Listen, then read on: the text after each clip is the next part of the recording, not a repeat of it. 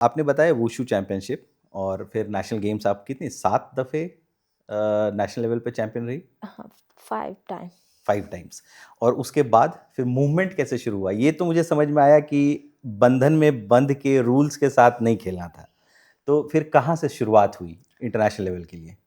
मेरा हमेशा यही था, जब तक मुझे ज़्यादा नहीं पता था, मैं मेरठ स्टेडियम गई। वहाँ मुझे पता चला कि ओलंपिक भी होते हैं, ऐसे एशियन गेम होते हैं, तो मैं वहाँ बड़े-बड़े जो प्लेयर्स रहते थे उन्हें देखती थी। तो मेरा सपना था कि हाँ, मैं ओलंपिक खेलूँ। फिर मुझे पता चला कि शायद वुशु ओलंपिक नहीं है, सिर्फ़ एशियन गेम तक है।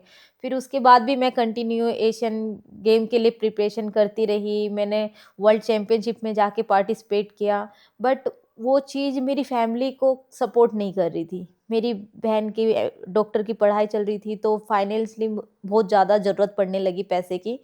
तो फिर मेरे फ्रेंड ने, हिमांशु ने बताया कि पूजा, एक एमएमए करके गेम है, अगर उसमें खेलोगे तो शायद पैसा भी अच्छा मिल जाएगा। तो फिर मैंने एमएमए को सर्च किया, एमएमए में सबसे पहले मैंने रोंडा रोज़ी को देखा, फिर मैंने कहा मतलब एक सपना जैसा हो गया कि काश मुझे ये मिल जाए यूएफसी में यहाँ पहुँचने पाऊँ।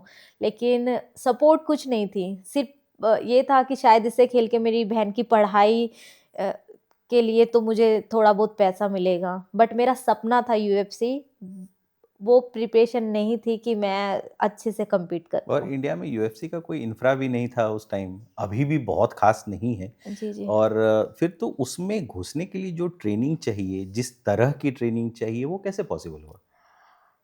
पहले जब मैंने यहाँ पे एक लीग हुई थी इंडिया में ही, उसमें पार्टिसिपेट किया। उसमें भी 48 वेट में मैंने वुशु किया, और मुझे फाइटर दिया गया उस इवेंट में 65 की लड़की। मेरा वेट 48 था, मुझे 65 की लड़की दी गई और ये बोला कि आपको खेलना ही पड़ेगा पूजा इसके साथ में। तो फिर मतलब बस, कोई ऐसे फिक्स्ड रूल्स कुछ नहीं, रूल्स होते हैं, बट उस वक़्त कोई नहीं जानता था, तो उन्होंने अपने, अपने हिसाब से बना हाँ, दिया। तो वो यूट्यूब पे भी मेरी फाइट है उसके साथ में, हैना कैंप करके, तो मैं बहुत छोटी दिख रही हूँ। तो मैं 48 वेट मेरा था, मैं वुशु की तभी नेशनल खेल के आई थी।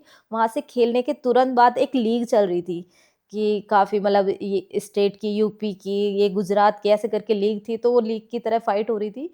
तो उसमें बैकअप में जो मेरा फाइटर था, मैंने कहा ये फाइट कर सकती है, कह रहे नहीं आप ही करोगे ये फाइट। बट उस वक़्त मुझे मेरी बहन के मेडिकल के लिए पैसे चाहिए थे। तो तब मैंने वो फाइट की, फिर फाइट करने के बाद फिर से मैंने नौकरी की, कि मैं साइड में नौकरी करती थी, और मतलब साइड में कोचिंग कराना, किक बॉक्सिंग की, फिर ट्रेनिंग करना, फिर बहन की स्टडी के लिए पैसे इकट्ठे करना, मतलब यही चलता रहा। तो उसके बाद एमएफएन स्टार्ट हुआ, एमएफएन से ही मुझे अपॉर्च्युनिटी मिली। कहीं न कहीं मेरी जो ग्रोथ है वो वहाँ से स्टार्ट हुई। मैंने वहाँ फाइट खेली, फाइट खेलने के बाद उन्होंने बोला कि पूजा, हम चाहते हैं कि आप और आगे खेलो, और हम आपकी चैंपियनशिप फाइट रखना चाहते हैं बेल्ट की। उसके लिए हम आपको बाहर के अपॉर्च्युनिटी देते हैं, आप ट्रेनिंग करके आओ। ये आयशा श्रॉफ ने कहा, कृष्णा हाँ, श्रॉफ, आयशा श्रॉफ, हाँ, जो उन्होंने आयशा, कंपनी बनाई थी। बिल्कुल, आयशा मैम बोली कि पूजा नहीं, आप जाओ बाहर ट्रेनिंग करो, और मतलब उन्होंने भी कहीं न कहीं देखा कि ये लड़की कुछ अच्छा कर सकती है। फिर उसके बाद वहाँ से मेरी लाइफ़ टर्निंग थी, मुझे अपॉर्च्युनिटी मिली। उससे पहले मुझे ऐसी ट्रेनिंग नहीं मिली, खुद से ही कर रही है इधर-उधर से। फिर वहाँ पे ट्रेनिंग करने के बाद मेरे मतलब एक नई पूजा एक आ गई। तो जो वहाँ मतलब से लगा कि अचीव किया जा सकता है। हाँ, वहाँ मतलब जर्नी बहुत लंबी है, बट ये 3 साल से मैं प्रॉपर एमएमए में आई हूँ।